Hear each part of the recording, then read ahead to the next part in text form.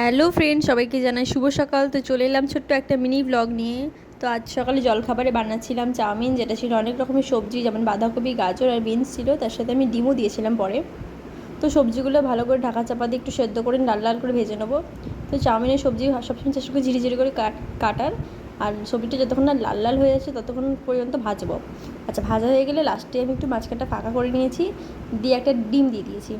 ডিমটা ভালো করে ফাটিয়ে দিয়ে ওতে ভালো করে ঘেঁটে নিয়েছি ডিমটা, তাতে একটু সামান্য নুন দিয়ে দিয়েছিলাম। তো নুন দিয়ে প্রথমে ডিমটাকে ভালো করে ঘেঁটে একটু নাড়িয়ে চাড়িয়ে পুরো সবজিটার সাথে ডিমটাকে আমি অ্যাড করে দিলাম, যাতে ভালো করে ডিমটা মিশে যায় সাথে সবজির সাথে। তো ভালো করে ডিমটা যখন ভাজা হয়ে যাবে, কাঁচা গন্ধটা যখন চলে যাবে, তাতে আমি কী করবো, সেদ্ধ করে রাখা চাউমিনটা আমি ওতে অ্যাড করে দেবো। তারপর একটু গ্যাসের ফ্লেমটা বাড়িয়ে দিয়ে ভালো করে চাউমিনটাকে লাল লাল করে একটু ভেজে নেবো, সামান্য একটু, যাতে কাঁচা গন্ধটা চলে যায় সবজির। তো এর মধ্যে আমি একটু দেবো গোলমরিচের গুঁড়ো, আর সামান্য একটু নুনও দিয়েছি আমি, তোমাদের স্বাদ অনুসারে দেবে। তো দিয়ে ভালো করে ঢাকা চাপা দিয়ে আর তো করবো না, এবারে আমি ভালো করে লাল লাল করে এটাকে নেড়ে নেবো। নেড়ে নিয়ে তো আমার চাউমিন রেডি। তো তোমরা কারা কারা চাউমিন এরকম করে চাউমিন খেতে ভালোবাসো কমেন্ট করে জানিও।